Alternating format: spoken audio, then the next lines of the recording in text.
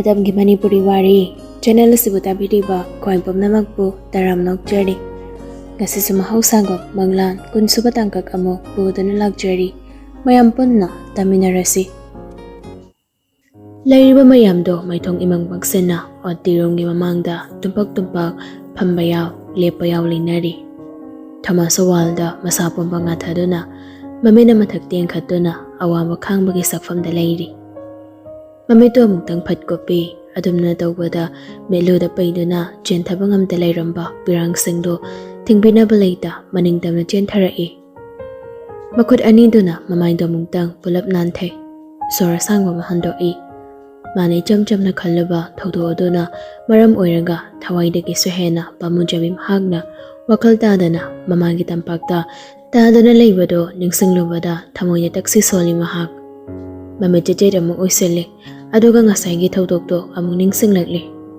Ameliana phamigi saklon lauduna Thomas magi thamoibo khodom chenaba hotnari Thomas ki makhotto paiduna kapli wakaya mahairi Yaba ai thamoi se puba ngamtre adu paidi lisabini atu pakan hathing nakhibi ai adu yam bungidi lainabi mahakbagda asumna doram base yaba dangam wabra warum gani ko ai yapung nagi khanbada ahing tumba yadri aduga magai namsiga gi photo do ubada ahing ninga pokti Thomas nungai daba pen daba laibana Amelian haribado aphataba wakalam salonde adumag achumbani khale magi tamak khanbi bado so penjaba phawi magi hanangi marup amagumna aduna lerambadagi Amelia khangaudana khangkon konchalaktuna hi kablakibani maso hinabanati aduba maso themboina Amelia ge kokta tapna nanbirumani matang du telebiana thongjinda yengduna lerambaduda kyan khanglang lagduna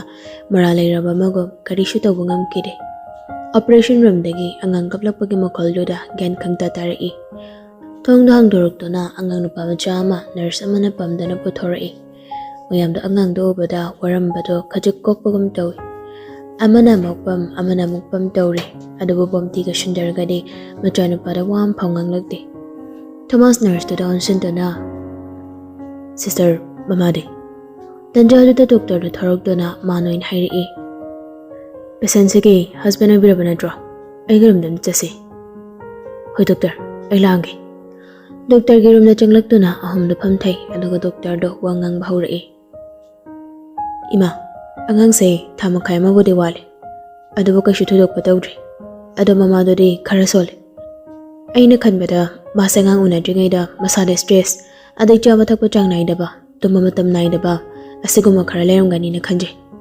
aduna patient siri sole ngayak lerga bode wakhalani aduba masari songeni ka haina aduna ima hoi husband hoina so jackson yingbiu phani doctor Thomas na khomi wado loimaga bomtina pakhan hangjai ibema doctor imong sa taiti kashu tawdo bana draw haima kashu thodok patawdeda hakjang kan daba mana maseng bo wirasane yam pizabiyo ima phare dudi adu boiredi ai tining sound thokna theory dana adu di beba akhoi mu thoke ko haima asumna mama macha da thorok dona lagle lebya sabu thorok dona beta leramle wakale laglamdri memtoina bomti ding duna chimse lek pasede ai gani da gor sule agi ai gale assisi ani dabuna ne chagin sangmai na hono jara ani hoi chimse admaina tawrasi ahal makhaido Thomas to lemya senara muhaiduna mari thokre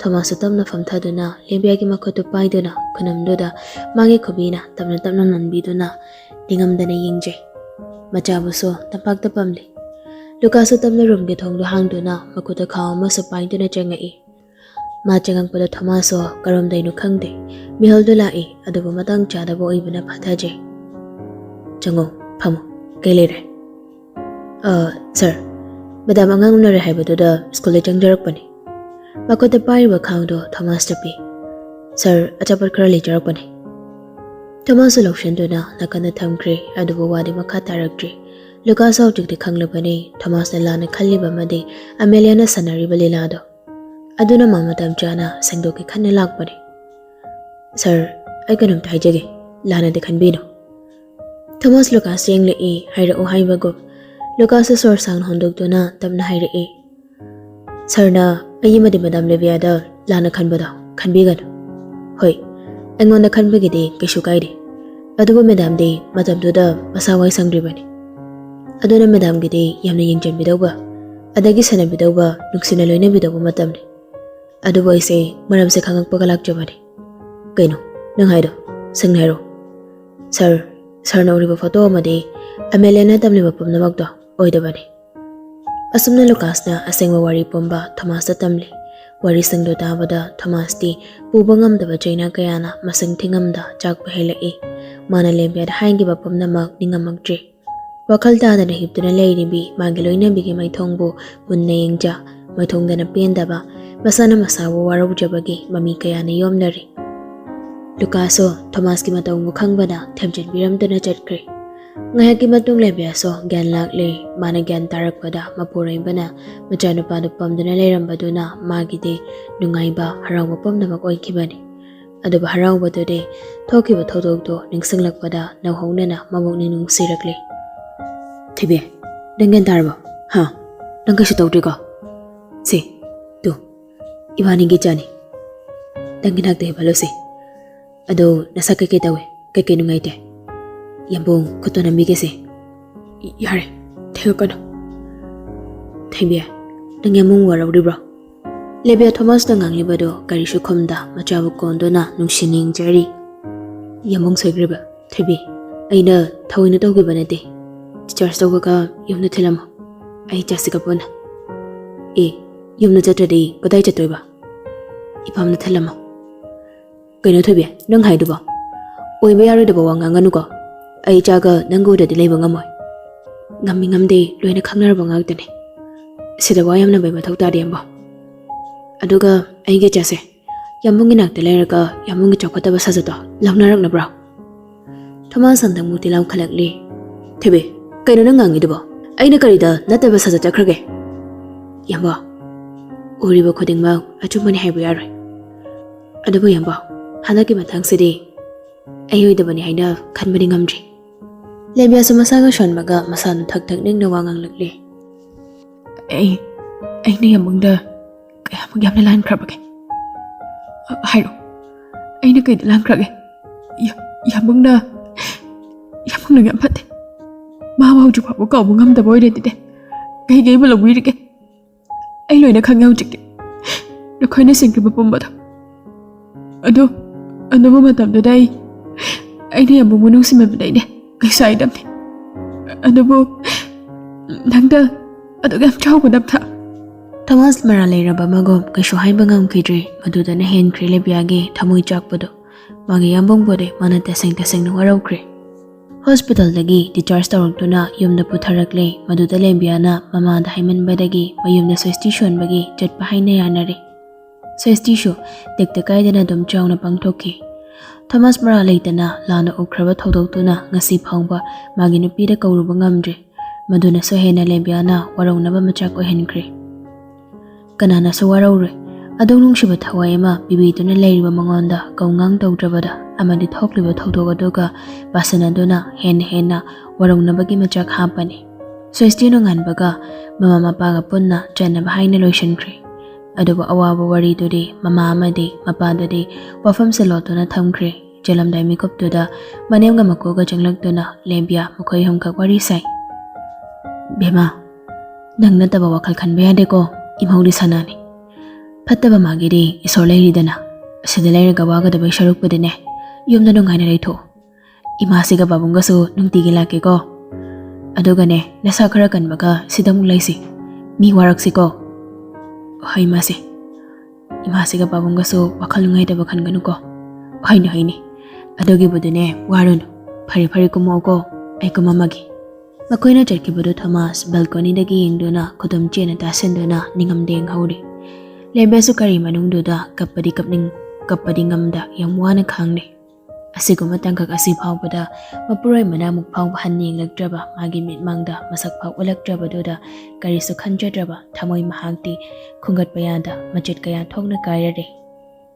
Hapta mani hawjan kri mani makuna lagna bahairakle mama mapana so jatlo hain hairi masida Lembiagi pai leitre chatpada tare. Hayang chatkani haibagi numidangduda Thomas to itha thajada Lembiada call tawri. Hello. Hello. Ibungo, imani ne. Ima. Thoibibo. Hole yele, bahalake ko ima. Hoima. Memthega Lembiaga marai tungna magum ngurong wari samba mungtai. Lembiana paning na moy haiba ma khangi. Adubu thamoy ngini ngaibo kayam kuina phajunduna thamba ngamgani. Lembia yam tanna phone da pairakli. Hello. Thoibe, ai heng lo balak to ni ko ngana lo shilamo. Lembia do karishu khomangte Thomas amaka sangjeli. Tabroin haise. Thamoyare, babana thelani. Lembia phone fatka e aduga shora mungtang kam thoi.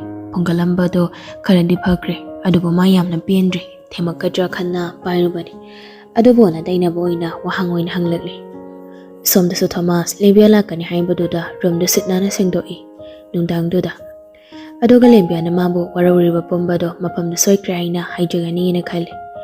Lucas handakti wakhal yamna khallabani. MLA na mabu hanjin mirai ramba chanbi na hairamba wa madu mayamduna ngawchat na gadawri haiba yai. Ay nahujik tawdu shiba kaino. Aduga ida chanbi na hairamba wa haisangse samlang singna sinagayke. Phone na paikatuna WhatsApp changi. Ihan hana chanbi na message halak prayingi halamde. Mamito khangchuk sakjele aduga magi chata changduna yengobani online lerami. Ngagtangduda koidawdu khangsaw mo sawningla inupada. Nate, ahinga thingma sida online shimlay sibo nupato pag koira chala. Kaya ado thuna hongino ne mathamagse. Asiyay do na maso ilem daba sangkay status kang tagali. Ay, thawayam na ngay de. Kananam ta amta nung ngahanbiyo. Somda sa chanbi Lucas ki status to sasat yingi aduga made ahing nungay ni khangda kay pagpagnok thorakli. Kaino siba? Yang cringe oy kari status no siba? Aduga screenshot lauraga mamana misangda mathang thajali. Aduga moy masanok nari. Mamana mong thangnaba kadagi laurakpadi ko kaini. Lucas mathanta wakhala muk sakhalli. Ainte sibu kaino. Siguma wahi sibo status da kana thamnage. As ai di ko. Aduga kai kino mana reply ga kemta pirak risiba. Chanbi ga to mi ga so message kana thanari. Talle. Haujikti ai angona sauri bani. Hey budo status kumba da dei leidana. Khoidaw yam sawni da tombi ai asinu pase. Ngai ko ne. Nang message han bro mai ngahan gida. O hande da. Nung hanun hairaga. Good. Hanbaya de ko hanbaya da haisene na. Araso ai bab yam tai da. Du papa mini kai naga halama ba kauna ro dong ne. Oi. Ado to mase tumning mane ya driba. Oi good night. Night. Ani deshu thamna gre Lucas na mo mathanda wakal khalauri. Mathangi no mitani Lembia chana mama phi maro lotion gre. Thomas na lawala ke haibani mana namdana yadri mama mapa sulang trasiyari haidona lehen haurambani. Magi driver ga punna yumdagi thorakle. Somda sumanem ga makuga tongal langairi Thomas tung oirap chaptha thing jari. Benetara mugleranga Lembia ge kari langpo umbada harau okpirari bomti na mai ga okthok piranga angang dumana pamduna hana imung da changkre. Mapuri masatum inaki. Thomas harau wari ga sarakle. Lau jango. Ay samda suyaradra. Lembia wam da kumdana magi pojay singdo pushin na hotna bani adoba Thomas na prapinduna. Lau. Bang tharo, ay paibirage. Lembia do prap mang thado na jangkre. Mayay kada manenga makuga masupam dana layrami. Masu jangsen do na pamlanga wari watay dauri. Yengunay suse. Asok nung sibo moy na nahangay. Moy matay manaw sina saunari kanda uhandrabani ni se. Sundar samangin nupi wado da danjari kando na majama mauda panaba maong directly. Siday digyan na lemina si ko ay buwang ang hangano. Lembia sumakumak na adom na hira amado dati tap na komi. Hoy babo. Tamaso Lembia bo na tiyap ni yingli aduga maso. Hoy babo. Bema jojo napiga do hong rojalo. Lembia suram da kakat kri Tamaso po jay sing dupuay do na tabli matong inagre. Bamti ka sundar ka diamong tuiba harang jabi oy kri. Lembia rumio baga mapimurol hong doi. Tamaso pamong machida pamdo na kuy ni uru draba magiloy na mibo lona yung jari. Lembia sumapi hong baloy baga prap thoki ki tawi adobo Thomas na kamlai. Thibe, warim tasangisi. Ngaktangai ko. Hairo tai. Pamasida. Aduga sasi. Lebiana kanna lairiba sofando da gate famte. Thomas sor sang no hondok to na. Ay soykre. Dangon ako pang natarumba ayam lankre. Achung mana kaino aran mana karino haiba ikanglodri. Amelia na harak pa wafam po mathajaruba. Kaman bagi mayayda. Dangon na sizina kiba wahayda. Ay bungagpiyo. Thibe. Ay sengda nafam dem lankre. Ngay ko. Engon dalano isinagay. Thomas Amelia na mangona tharak pa photo harak pa wahayu amata chithada na tamli. Wari kuma makanglabada lebiada sawbana manapai bayandri. Aduga mapuray baba inthokto na thamlaba siso masana waraujaba phawri. Ay soikrayamba. Sinatana ay haningai kay sulaytri. Thomas lemiyaba thamjanbi. Lebiaga nangganda tap-tap na nanthabi to na kaplano to o haina thamjanbiri. Madam khara lapnaruraba amadi tunay naraba wari pumba sangdok narabada animaki pukning wakal isingi jamna jamthokpagom taying inaw-tanaw thokre. Nungsi-nungsi wari kaya sa nungsiraba machado ko yingja haraw minok na thalari nga sidi. Laikay mi malagi ni amamuhan kini. Ang sibu yingba nungsi magoniyam nilay harambada bomti na haraw ba chokthokpa na magi masuni. Mabok ay low na magonlay din hayda na tamoy dagi thorak pa asing maminok na nga sidi imong lugi layting uirari.